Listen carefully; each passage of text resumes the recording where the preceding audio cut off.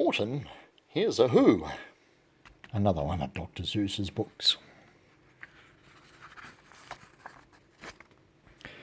On the 15th of May, in the jungle of Nool, in the heat of the day, in the cool of the pool, he was splashing, enjoying the jungle's great joys, when Horton, the elephant, heard a small noise.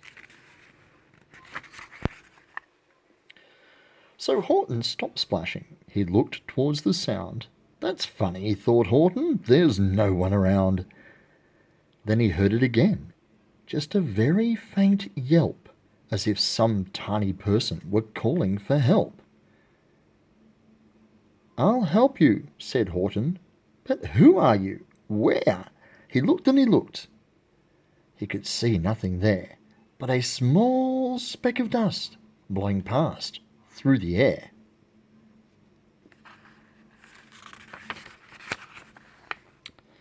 "I say," murmured Horton, "I've never heard tell of a small speck of dust that is able to yell. So you know what I think? Why, I think that there must be someone on top of that small speck of dust. Some sort of creature. So very small size. Too small to be seen by an elephant's eyes."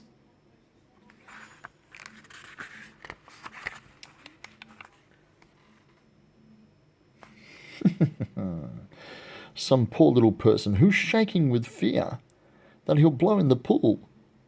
He has no way to steer. I'll just have to save him, because after all, a person's a person, no matter how small. That's pretty important to remember. So gently, and using the greatest of care, the elephant stretched his great trunk through the air, and he lifted the dust speck and carried it over, and placed it down safe on a very soft clover.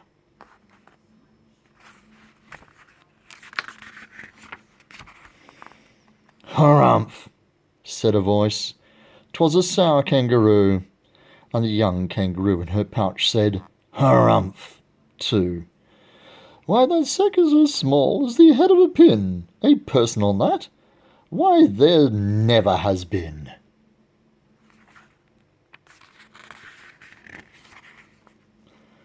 "Believe me," said Horton, "I tell you sincerely. My ears are quite clean. I heard him quite clearly.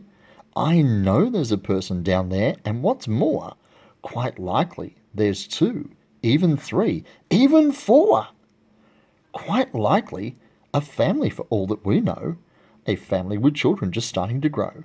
So please," Horton said, "as a favour to me, try not to disturb them. Just please, let them be."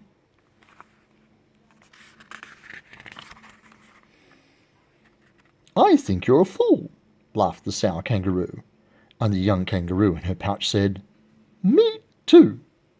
You're the biggest blamed fool in the jungle of Nool," and the kangaroos plunged into the cool of the pool. "What terrible splashing!" The elephant frowned. "I can't let my very small person get drowned. I've got to protect them. I'm bigger than they." So he plucked up the clover and hustled away.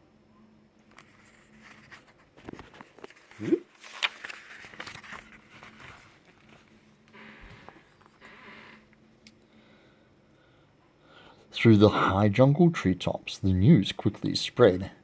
"He talks to a dust of speck. He's out of his head. Just look at him walk with that speck on that flower." And Horton walked, worrying, almost an hour. "Should I put this speck down?" Horton thought with alarm.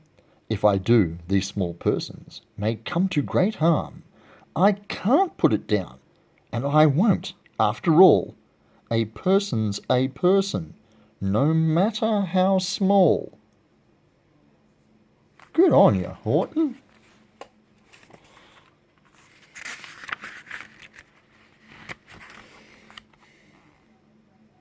He's listening very carefully. Then Horton stopped walking. The speck voice was talking. The voice was so faint he could just barely hear it. "Speak up, please," said Horton. He put his ear near it. "My friend," came the voice. "You're a very fine friend. You've helped all us folks on this dust speck no end. You've saved all our houses, our ceilings and floors. You've saved all our churches and grocery stores." Wait, that's more than 3 or 4 people. That sounds like a lot of people.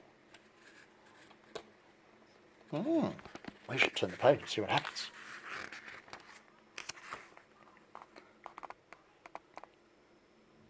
There are a lot of people. "You mean," Horton gasped, "you have buildings there too?" "Oh yes," piped the voice. "We most certainly do." "I know," called the voice. "I'm too small to be seen, but I'm mayor of a town that is friendly and clean. Our buildings to you would seem terribly small, but to us, who aren't big, they're wonderfully tall. My town is called Whoville, for I am a Who, and we Whos are all thankful and grateful to you." And Horton called back to the mayor of the town, "You're safe now, don't worry, I won't let you down."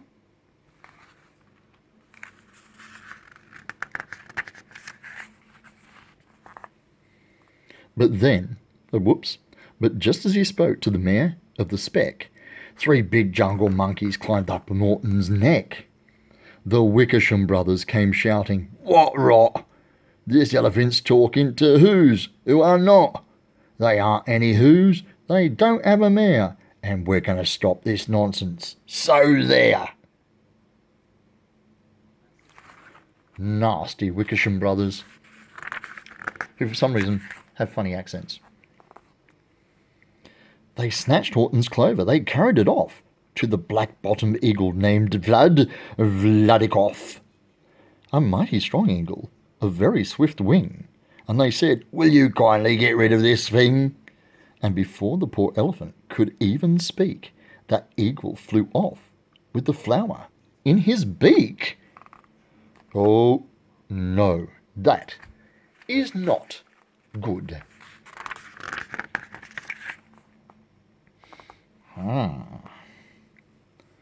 All that late afternoon and far into the night, that black-bottomed bird flapped his wings in fast flight, while Horton chased after with groans over stones that tattered his toenails and battered his bones, and begged, "Please don't harm all my little folks who have just as much right to live as bigger folks do."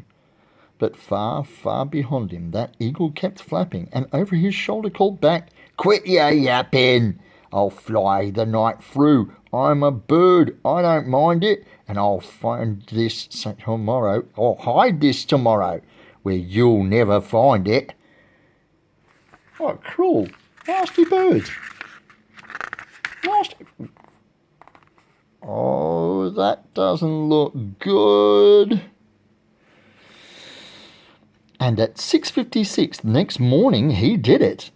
It sure was a terrible place that he hid it.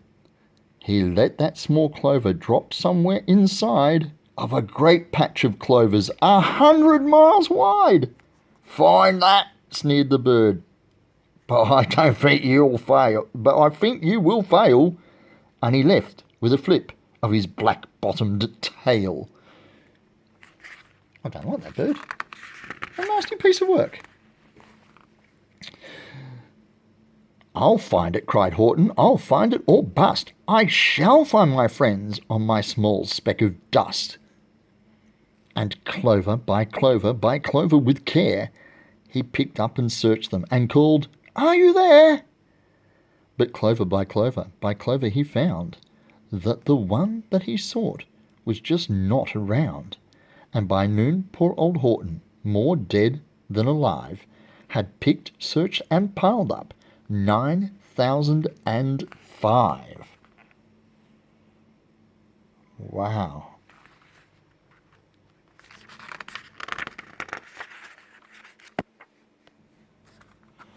Okay. Sorry. Then on through the afternoon, hour after hour, till he found them at last, on the 3,000,000th flower. "My friends," cried the elephant, "tell me, do tell, are you safe? Are you sound? Are you whole? Are you well?"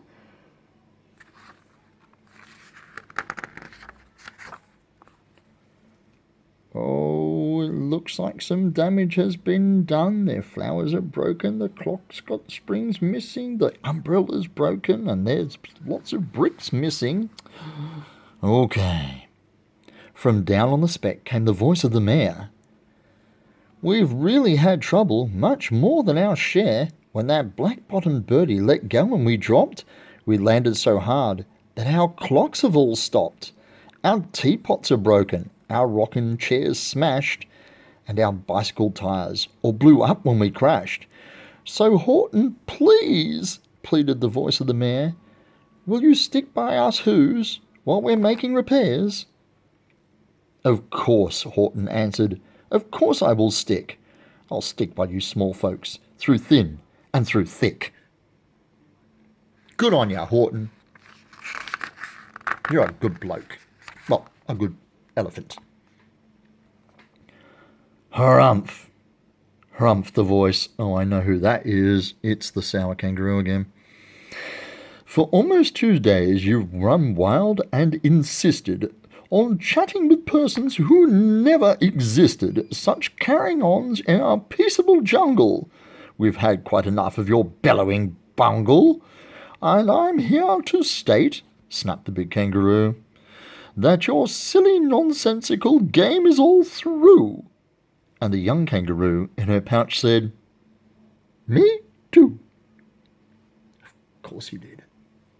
Oh, look. The Wickersham brothers have a rope in their hands. I don't think this is going to be good news. Over the page we go.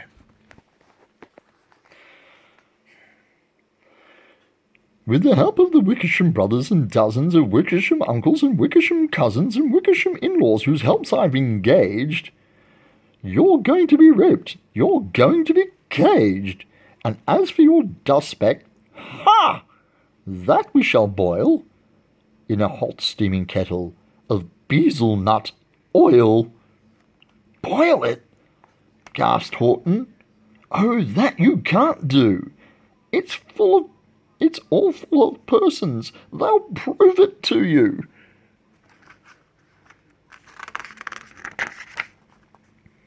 "Mr. Mayor! Mr. Mayor!" Horton called. "Mr. Mayor! You've got to prove that you really are there. So call a big meeting, get everyone out, make every who holler, make every who shout, make every who scream. If you don't, every who is going to end up in bezel nut stew." Oh no!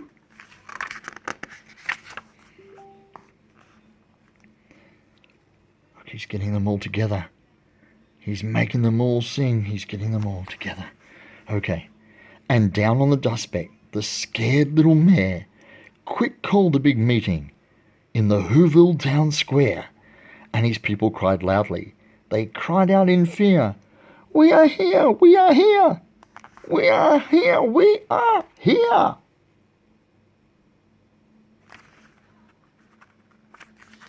That'll do it. The elephant smiled. "That was clear as a bell. You kangaroos surely heard that very well." "All I heard," snapped the big kangaroo, "was the breeze and the faint sound of wind through the far distant trees. I heard no small voices, and you didn't either." And the young kangaroo in her pouch said, "Me either." Oh no, look, they got the bezel nut oil going. Oh, this is not looking good. Over we go. "Grab him," they shouted, "and cage the big dope. Lasso his stomach with 10 miles of rope. Tie the knots tight so he'll never shake loose. Then dunk that dumb speck in the bezel nut juice." Horton fought back with great vigour and vim, But the Wickersham gang was too many for him. They beat him, they mauled him, they started to haul him into his cage, but he managed to call to the mayor, "Don't give up, I believe in you all. A person's a person, no matter how small. And you very small persons will not have to die if you make yourselves heard. So come on, now, and try." Come on, Hoovians. Trumpets and cymbals and banging and bashing. The mayor grabbed a tom-tom and started to smack it, and all over Whoville they whooped up a racket. They rattled tin kettles, they beat on brass pans, on garbage pail tops, old cranberry cans. They blew on bazooka and blasted great toots on clarinets, oompas and boompas and flutes.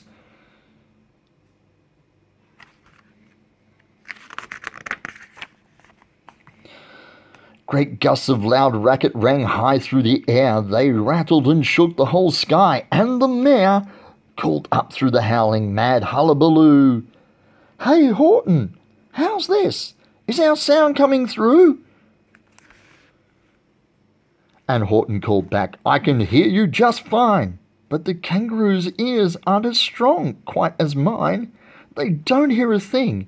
Are you sure all your boys are doing their best? Are they all making noise? Are you sure every who down in Whoville is working? Quick look through your town. Is there anyone shirking?"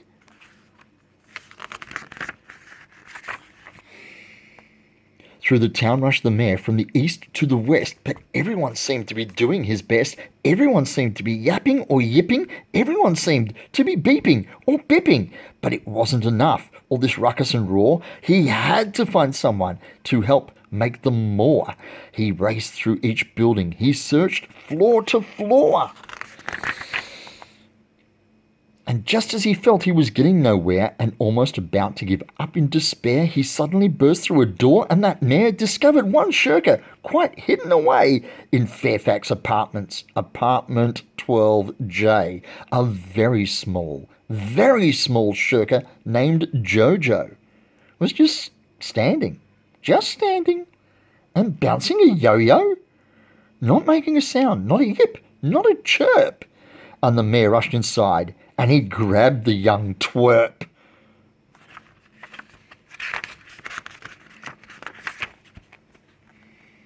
And he climbed with the lad up the Eiffelberg Tower.